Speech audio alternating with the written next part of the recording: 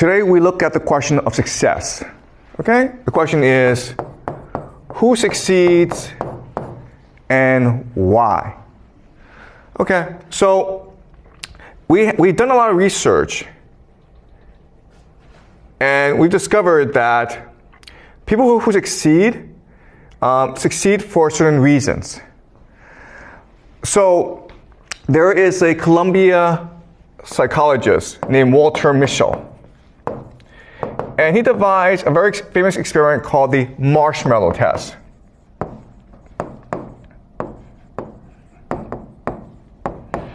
In the marshmallow test, it's very, very easy, okay? So imagine a room, and I invite a 4-year-old or a 5-year-old to come into this room and have a conversation with him or her. I ask them, how's your mother? What do you like to do? And it's a very good conversation. Then suddenly I get up and say, I'm really sorry, but I need to go across the hallway for another meeting, but I'll be back, okay? So just wait for me. And here, I'll make you a deal. Here's a marshmallow. I'm going to put a marshmallow in front of you, and you can have it right now. But if I come back and the marshmallow is still there, I will give you 2 marshmallows. Okay? And then Walter Mischel, he goes away, and he goes behind the room, and through a see-through mirror, he's able to see the students as they struggle to contain themselves, because obviously they want 2 marshmallows. And there are some students who can, in fact, resist the temptation to eat the first marshmallow and then get a second marshmallow. But then there are others who cannot. And Walter Mischel will spend 50 years just tracking them, okay? And what he discovers is this: the students who resist the temptation, who get the second marshmallow, they are much more likely to do better in school. They have higher test scores. They have better careers. Their careers are more stable. They get promoted in their careers. They're much more able to find a stable relationship. They avoid jail. They avoid drugs. They avoid alcohol. They're more lean. They're more fit. They live longer. Better teeth. And those who cannot resist and eat the first marshmallow right away, they have the opposite effect, okay? And so the idea is that for Walter Mischel, success means delayed gratification. And all this means is that people who succeed are capable of long-term planning. To succeed today, I will make sacrifices necessary. Okay? So if my friends are playing outside and I need to do my homework, well, I'm going to stay home and do my homework. Okay? So long-term planning, what he calls delayed gratification. Or a much more simple way of saying this is the idea of self-control. Right? Or the idea of emotional regulation. You're able to keep your emotions in check. If you're angry, you're able to calm yourself down. Okay, and so we know about this, and that's why in school we focus on the idea of emotional regulation, teaching you how to better control your emotions, how to do long-term planning. Okay? So that's one theory of success. Another theory of success comes to us from another psychologist named Carol Dweck, and she's at Stanford. And she wrote a book called Mindset. Okay? And what she tells us is that those who succeed in life have a growth mindset. And those who fail in life have a fixed mindset. Okay? And it's not hard, okay? The idea is resilience. Those who have a growth mindset, if they fall or they fail, they say to themselves, this is an opportunity for me to learn. So I'm going to think about what I did wrong. Next time, I'll do better. And a fixed mindset are people who cannot accept the idea of failure, who think that it's because they're not capable of improving, and therefore they give up. Okay? So those with a growth mindset, if they fail, they try harder. Those with a fixed mindset, if they fail, they just give up. And so the idea of resilience, okay? Pretty simple, right? And the third idea of success comes to us from K. Anders Ericsson, who is a Swedish psychologist. And she wants to know why certain people are able to succeed as musicians or athletes. And he creates the idea of deliberate practice.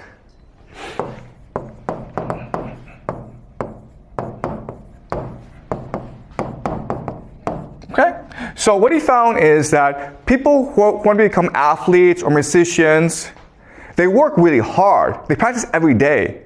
But the people who succeed practice strategically. Okay? So those who work hard just work a long time. But those who work strategically have a plan. The plan is this. What are my goals? How can I achieve these goals? And then how do I improve my plan? Okay? So they're examining their own practices. And they're trying to figure out where the weaknesses are, where they can improve, then set a plan on how to improve, and then they follow this plan. And if this plan helps them improve, they stick to the plan, but if the plan doesn't really work, they change the plan as well, okay? So this is the idea of self-reflection. Or self-assessment. Constantly thinking about how you are as a student and figure out how to improve your own learning strategies. And what K. Anders Ericsson discovered is that if you do this, you'll succeed at anything. And this is true, okay? And the reason why we know it's true is there are two American psychologists named Dunning and Kruger. There's something, the Dunning-Kruger effect. And so what they did was this. They ran an experiment. They had 500 students in their psychology class, first year university. They made every student take an IQ test. And then after they took the IQ test, they asked each student, how do you think you did on the IQ test? Do you place in the top 5% or the bottom 5%? And it turns out that no one got the ranking correct. Okay? So those who were in the top 5% in terms of IQ thought they were maybe in the top 20%. Because for them it was easy, so they assumed for everyone else it was easy as well. But what was dramatic is that those who scored the lowest thought they were average. Okay? So the worst 5% in the class thought they were in the top 50% or just average. And the reason why is those people who are stupid lack the capacity to know they're stupid. Okay? So what Dunning-Kruger discovered is that the hardest part of being a student is to assess yourself properly, to know exactly where you stand and how to improve. Those who are stupid are often the most confident in the world. That's what's called the Dunning-Kruger effect. And this helps us explain why the world is why it is. Because often the people in power are stupid. They don't know they're stupid. They're overconfident. And they do stupid things like Donald Trump, okay? All right? All right, so now we have these three theories, right? We have self-control, we have resilience, and we have self-assessment. And so as educators, as schools, what we can do is devise strategies and curriculum to help students all succeed, correct, right? The problem is that when we actually try this, it doesn't work. Okay? If you take a bad student and you teach him self-control, resilience, and self-assessment, the student doesn't actually get better. The reason why is, okay, and this is a very important idea for you guys to remember, is that correlation does not equal causation. Okay? You guys need to remember this. Just because things are correlated does not mean they cause each other. So I'll give you an example. We know that successful people, they get up early in the morning. Okay? They get up at 4 o'clock in the morning. But just because you get up at 4 o'clock in the morning does not mean you succeed. Okay? Just because you work hard, just because you're resilient, just because you have growth mindset does not mean you'll succeed. But if you're successful, you'll get up early in the morning because you are more motivated. If you're successful in life, you will have more self-control. You will have more resilience. You'll be more humble. Okay, does that make sense? So if you're rich, guess what happens? You become successful. And therefore, you will have growth mindset, self-control, deliberate practice. Okay, does that make sense? But just because you have growth mindset, deliberate practice, and resilience does not mean you'll succeed. Okay? So the question for us is, why does this happen? And ultimately, who succeeds? Okay, so we know for a fact that rich people are much more likely to succeed than poor people. And in fact, what we know from macroeconomic studies is that school doesn't really matter. It doesn't matter how well you do in school. If your parents are rich, you'll be successful in life. If your parents are poor, you will not be successful in life. Okay? So what's the difference? Okay, so now let's look at parenting strategies between rich and poor.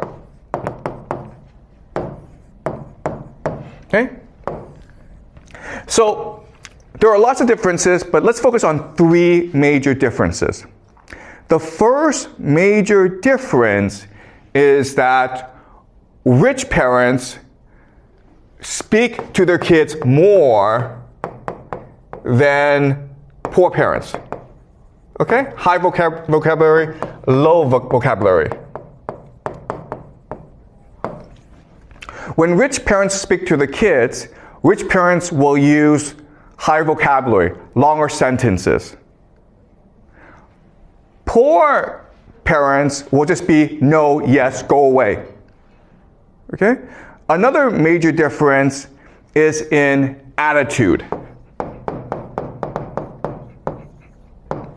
Okay? So rich parents use a friendly attitude, and poor parents use an authoritarian or command attitude.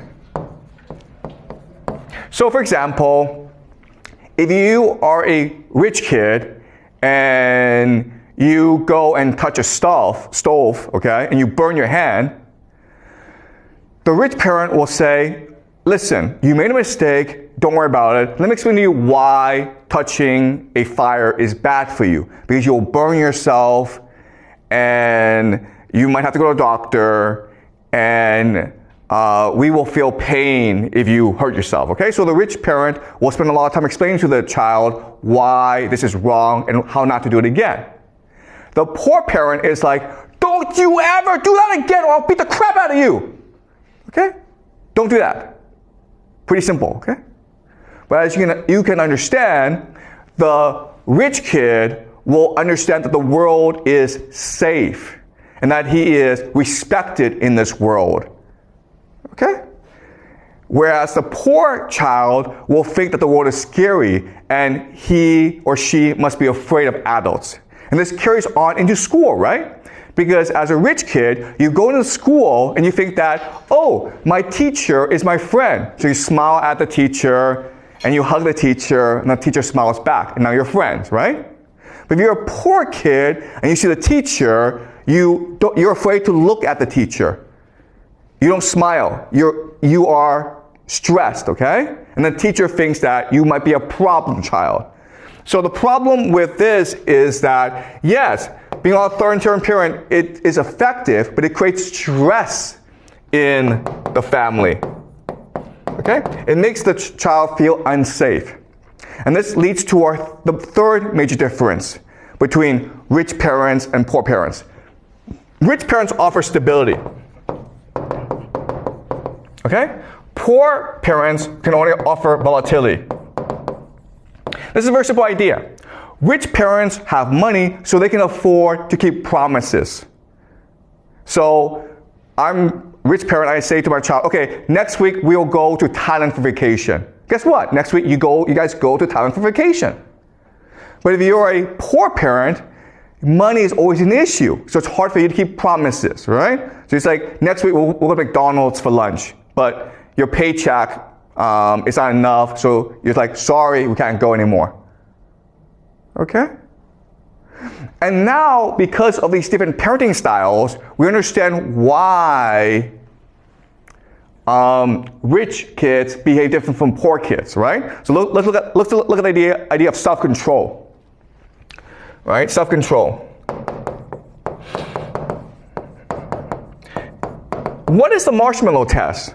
Marshmallow test is not a test of self-control. It's a test of your trust in others, right? If you believe that the teacher who goes outside, if you believe that he or she comes back and will keep his or her promise, then you will not eat that marshmallow. But if you think that this teacher is lying to me, then you're not going to eat that marshmallow. Then you will eat that marshmallow, right? So it's not really about self-control. It's about your belief and trust in authority figures, right? So if you're rich, you have stability. But if you're poor, you don't have stability. So you're actually better off eating that marshmallow rather than waiting for that second marshmallow. Because guess what? Most of the time, you will not get that second marshmallow. Okay, do you understand? So it's not that poor kids are stupid. Poor kids are rational, and they're responding to the circumstances that they live in. Okay? And resilience, right? Well, the idea of resilience is that you believe that the world will help you. Right? So if you're rich and you believe that everyone helps you, you can be resilient. Because if you fail, someone will help you get up. But if you're poor, if you fail, that probably tells you you shouldn't be doing this. Okay? You probably won't succeed doing this. So you don't have much confidence in others. Okay? And the idea of self-assessment, right? Looking inward. Well, if you're a poor child who lives under a lot of stress, it's hard for you to be self-reflective. Because if you look back at yourself, all you can think about is your pain and your stress. Okay? So from these different parenting strategies, we can now explain why different students behave the way they do. This, of course, may lead you to think, okay, well then, rather than construct our schools around self-control, resilience, and self-reflection, we should construct our schools around better parenting skills, okay? Which means that, hey, let's construct schools where kids are exposed to a lot of vocabulary, where teachers are friendly, and where there's a lot of stability, okay? And we've tried this, and it's more effective, but it doesn't really work either. Why? Because the kids come in too late. A lot of their worldview is already established. Then you're like, okay, well then let's change how parents behave. And when you do that, what you recognize is that, nope, you can't change how they behave either. Okay? So no matter what you do, you end up with massive differences between the poor and the rich. The rich stay rich, and the poor stay poor. Okay, so now the question for us is, why is this the case? Okay? And it's the case because society is a hierarchy.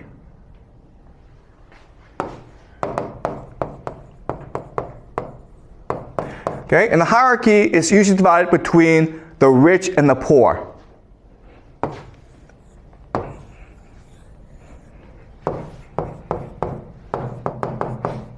Okay? And these two worlds are night and day. They're very, very different. As a poor person, if you want to survive, you have to obey authority.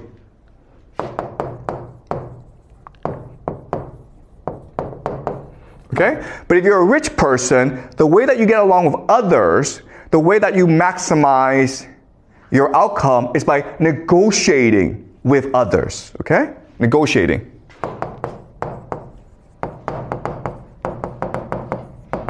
Okay? So negotiating can also mean debate, right? So who should be the boss? Well, let's have a debate and present different evidence as to figure out who should be the boss. Okay? So negotiation means debate and argument. So this helps us understand why different parents parent their child differently. If you're a poor parent, your responsibility is to make sure that your child knows how to obey authority. Okay? That's why you command your child. But if you are a rich parent, you want your child to be able to negotiate with authority, and that's why you respect your child and you teach your child how to debate, how to argue, how to negotiate with others. Okay? Because they live in different worlds. Another way of saying this is that from day one, rich kids know that they're playing a different game from poor kids. Okay? So let's go back and look at parents. Okay? So poor parents command their child, don't really speak, don't communicate, and don't keep promises, okay?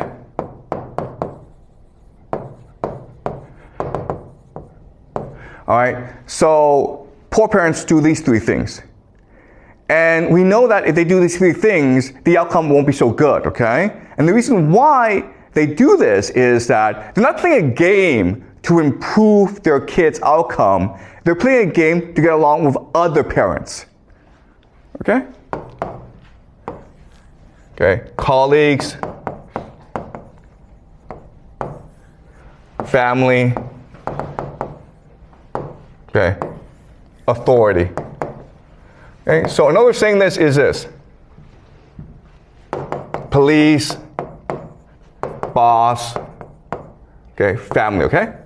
All right, so as a parent, you're trying to figure out how to negotiate with the police, with your boss, and with your family. So if you're a poor person, and the police knows you're a poor person, the police is going to bully you. And if you fight back, the police will probably put you in jail.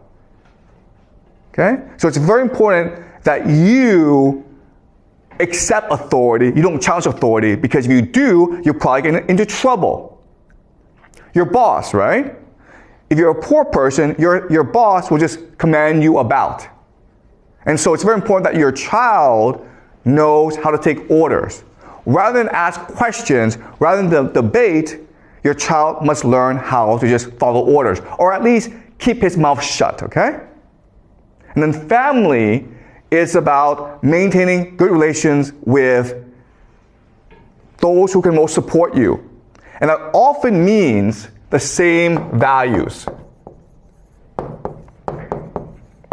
Okay? So if your family members or your friends, if they are parenting their child in this manner, you're also going to copy them, okay? Imitation. All right?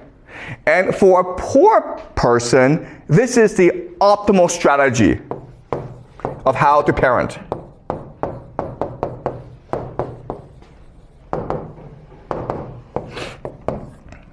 Okay? Does that make sense, guys? Because if you do it another way, okay?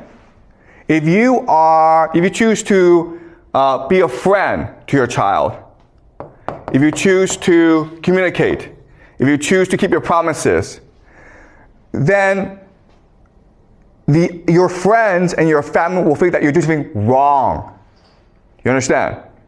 They won't think, oh my God, you are an enlightened parent who's read a lot of parenting books and great for you. They're going to think there's something wrong with you. Okay? So let me give you an example of this. So, my wife and I have 3 kids, okay? My parenting style. So my wife and I have 3 kids. And this is how we parent our kid, okay? First of all, we give our child a lot of freedom. So we don't have our kids do activities, okay? We don't have our kids do lots of activities. We don't send our kids to math class. We don't send our kids to swimming class. We don't send our kids to piano class, okay? We just let our kids run around and play. The other thing that we do is we communicate a lot with our child. Communication. We believe in democracy in our family. If we're going to make a decision together, we want everyone to communicate together. Okay?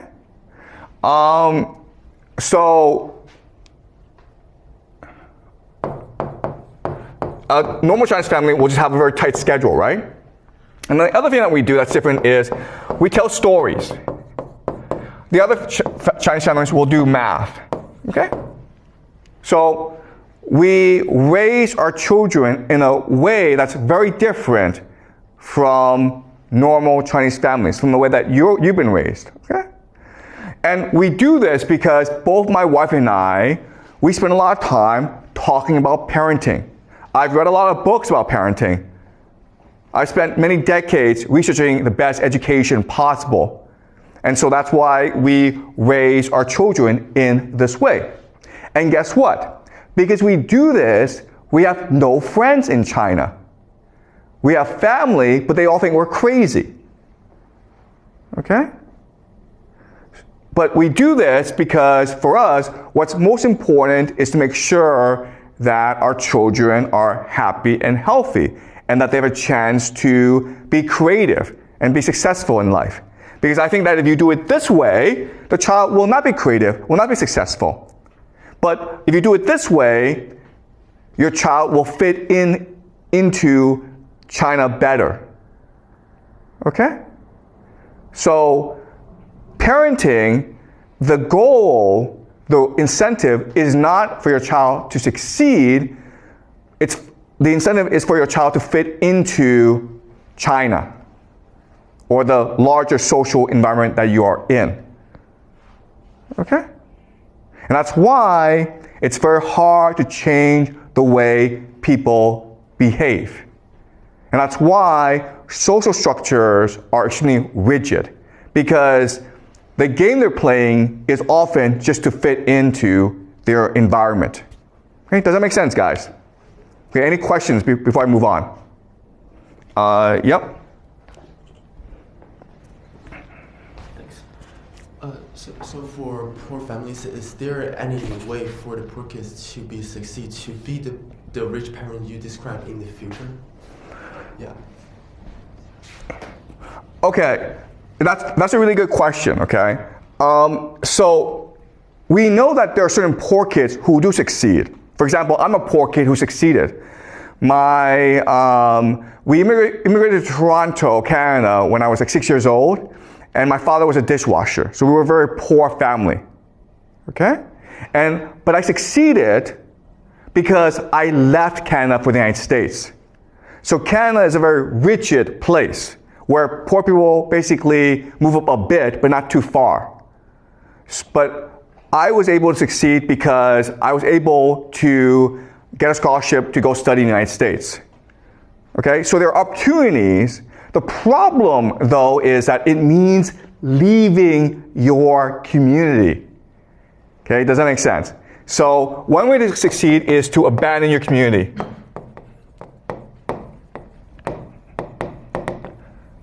Okay, but that's high risk, right? So you have to be extremely individualistic to take such a risk. So that's why most people don't do it. Because if you think about it, the safest option for you is to stay within your community.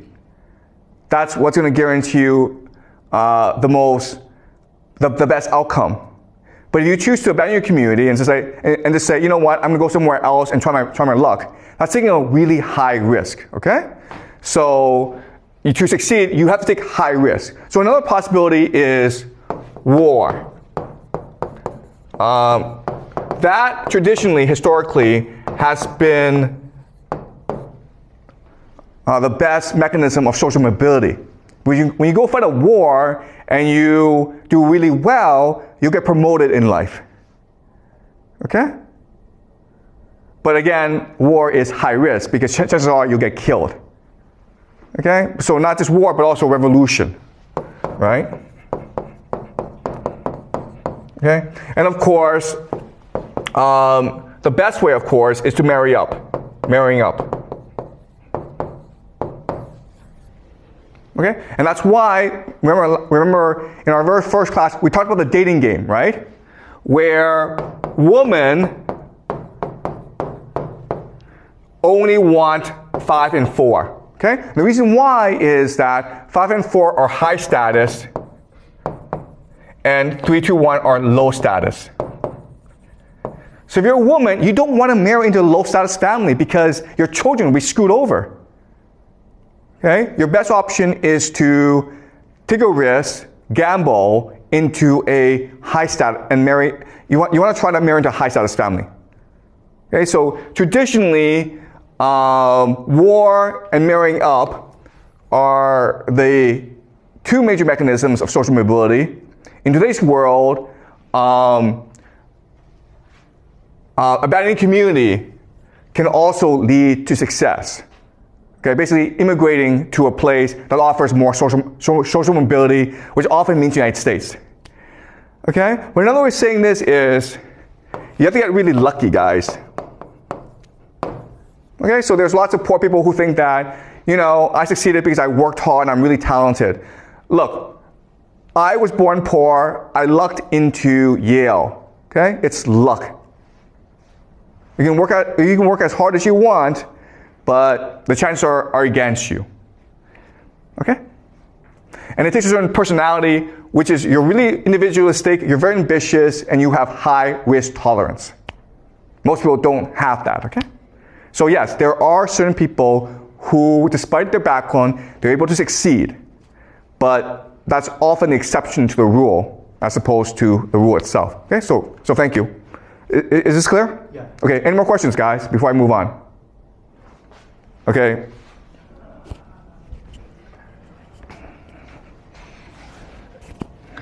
Can be luck counted as a kind of ability, or is just coincidence? Okay, that's a really good question. Yeah, okay. Yep. So, you're absolutely right, okay? So, luck is a form of strategy. Okay? Strategy. And all this is saying is that you are trying to position yourself in a place that allows you to get lucky. Okay? So I left Canada and I went to the United States because I knew that in Canada, doesn't matter how hard you work, no one cares. But in the United States, if you work really hard, then you might get lucky and you might meet someone who's like, wow, you're a really hard worker, I want to promote you. Okay? So you're right in that, yes, you can strategize and increase your luck, but it's still luck. All right? And those who succeed are able to think strategically and far ahead and position themselves in a way that allows them to get lucky. Okay? And they often have the characteristics that we talked about, you know, like self-control, resilience, and the ability to look inward and better understand what you're good at. Okay? So it takes a combination of factors. But the point I'm trying to make is that these people are only a minority, okay? 1% of the population, really. Okay? And they still depend on luck. Any more questions before I move on? Okay, so this leads us to a question, which is, okay, well, the way that I frame everything, you have poor and you have rich. And as discussed, they live in their own worlds, and they don't really connect with each other. They have different parenting strategies, they have different outlooks. The rich stay with themselves, the poor stay amongst themselves. So this looks like a very stable system, right? Stability. Or the word we can use is equilibrium.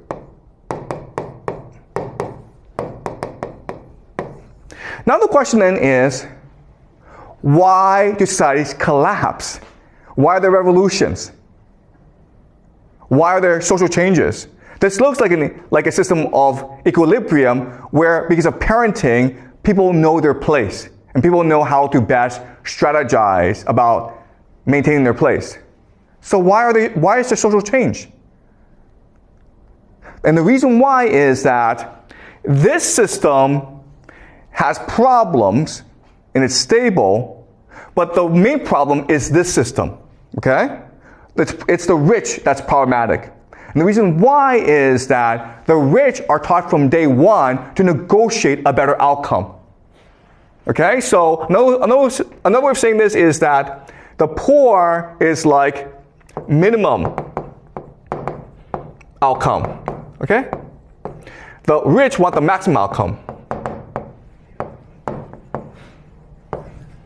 The poor are like, you know what, if I'm alive, if I have a decent job, I'm okay. But the rich are like, no, I need to be the top dog. I need to improve my lot in society. Otherwise, what's the point of my life? Okay? So they have high expectations, okay? High expectations, low expectations. Okay? And this is a problem because power, it's a zero-sum game. Okay? Hierarchy is a zero-sum game. So only a few people can be at the top. So eventually you get into a situation where there are too many rich people and not enough powerful positions. And this is what's called elite overproduction.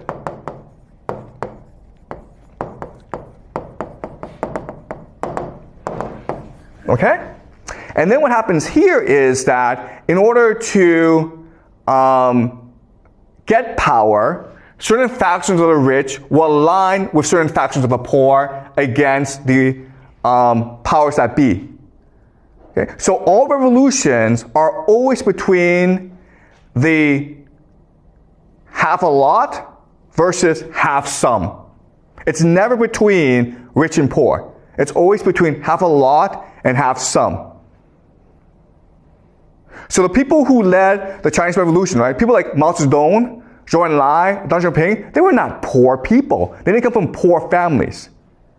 But they weren't rich enough, okay? So the Chinese Revolution was really between the urban elite versus the rural elite. Okay, the half a lot versus half some. If you look at every revolution in human history, that's always been the case. Okay? If you go back to Chinese history and you look at all these revolutions that started in China, it was always led by the middle class or the aspirational class, usually merchants, right? Merchants. Because they were discriminated heavily in society, but they had money. And they wanted to transform their money into power. And so when times were bad, when people were looking for change, they took the initiative and led people into revolution. Okay?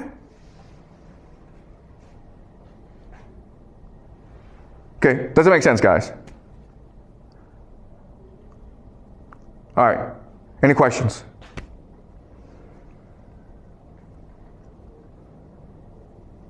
Yeah. All right.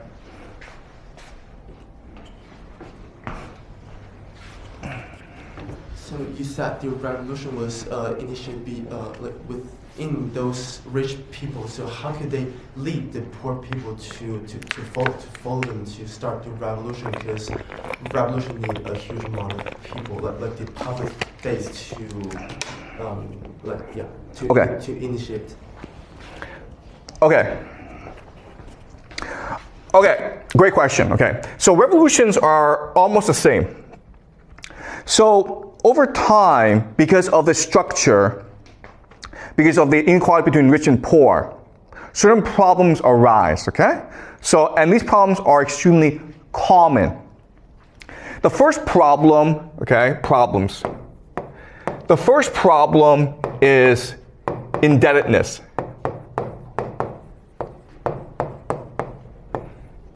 Because the rich have a monopoly over wealth, for the poor to survive, they need to borrow money. But over time, because of interest rates, the poor find themselves in slavery. Okay? Because if you can't afford to pay back the bank or the rich person, then your body is collateral, okay? So you become a slave, but not only do you become a slave, but your children become slaves as well. So slavery becomes a very common problem. And then the third issue, of course, is landlessness. Okay? So these are the three most common problems that ultimately become the seeds of revolution. The poor get into debt, and so they lose their land, and their children become slaves. Their children's children become slaves as well. Okay? Because of interest rates, it's impossible for you to pay back that debt. Okay? So now you have a majority of people who have absolutely no incentive to live.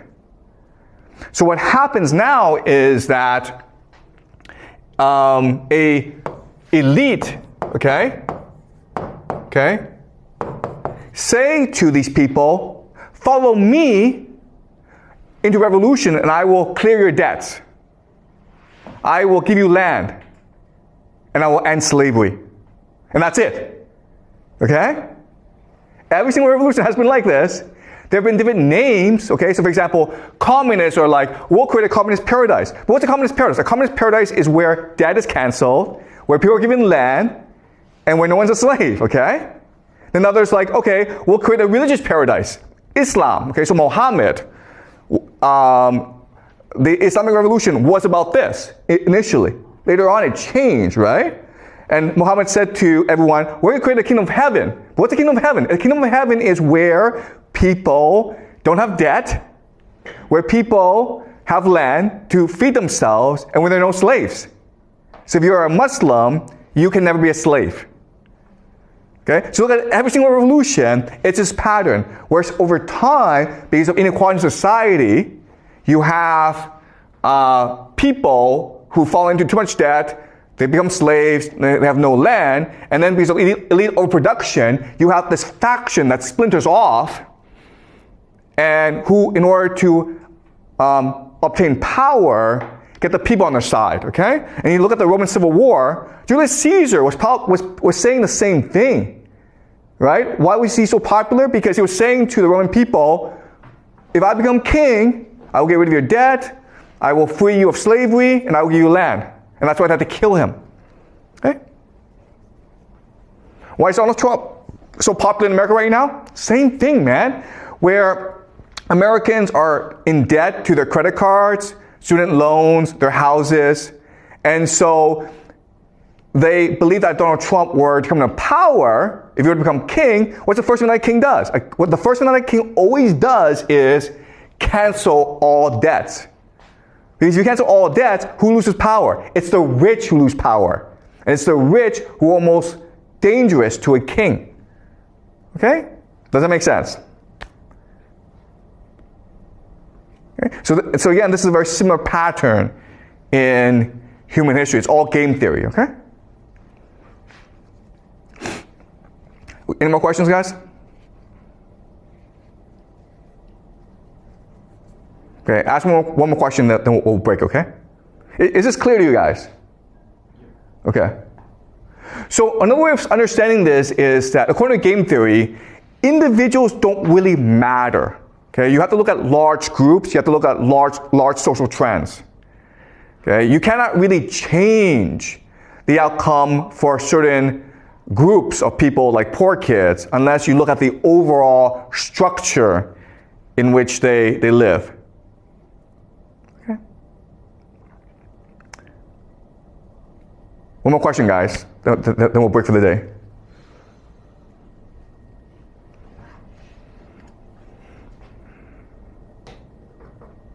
Yeah, Alan?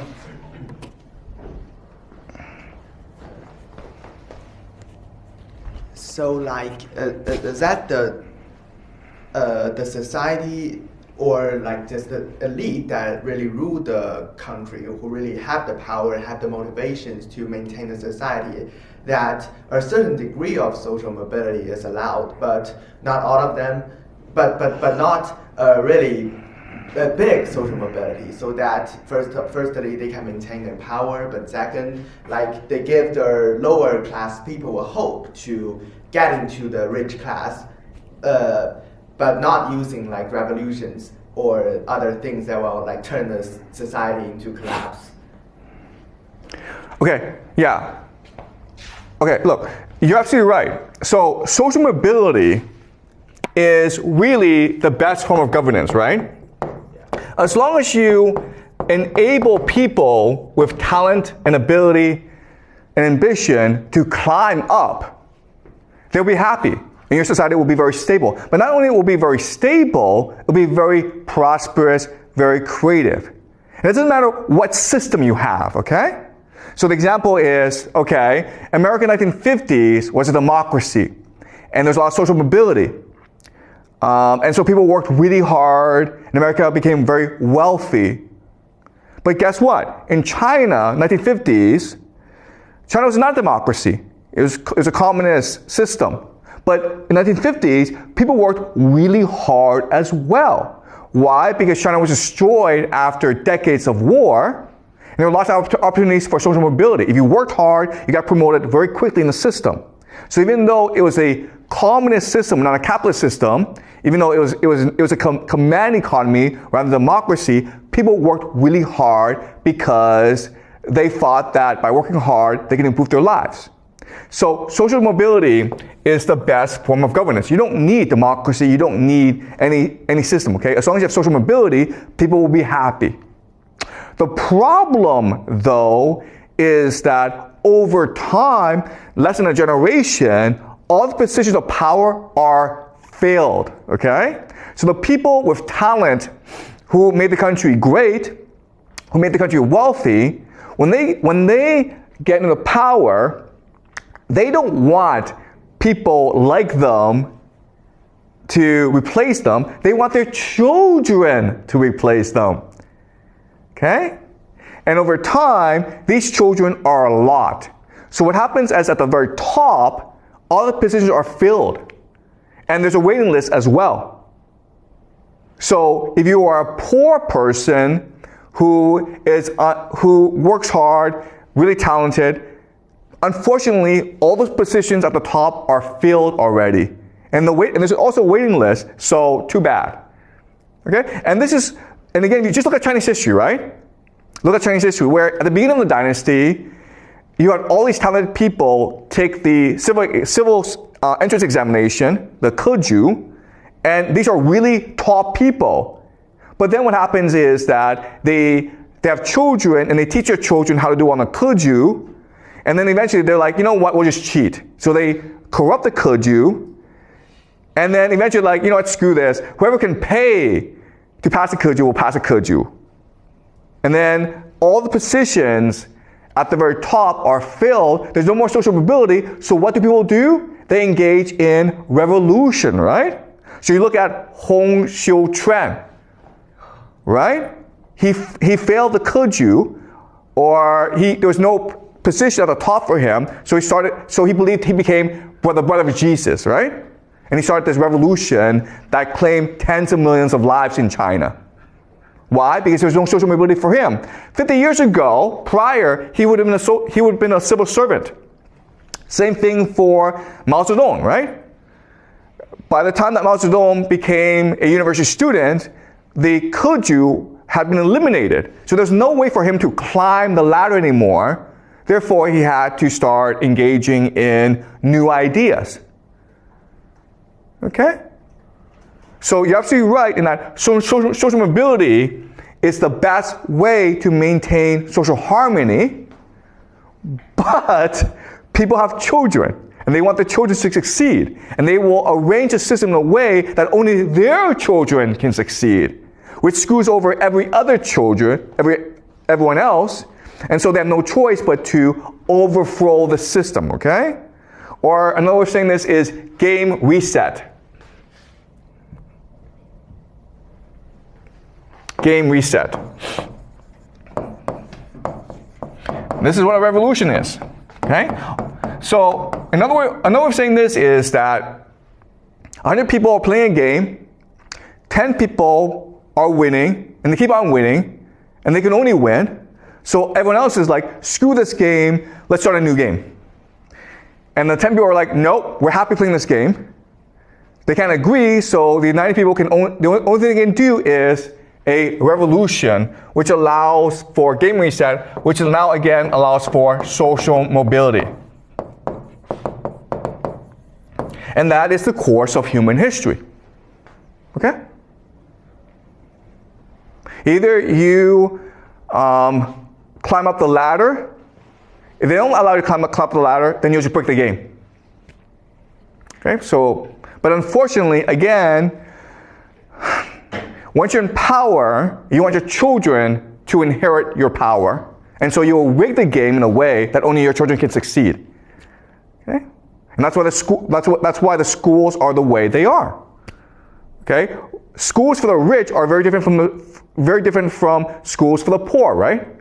Schools for the rich, there's a lot of freedom, there's a lot of creativity, the teachers are very good. You go to poor schools and it's the complete opposite. And the reason why is the system is set up to make sure that certain people succeed and everyone else fails. Okay? Does that make sense, Alan? Okay, great. Any more questions, guys? All right, good. I'll see you guys next class, okay?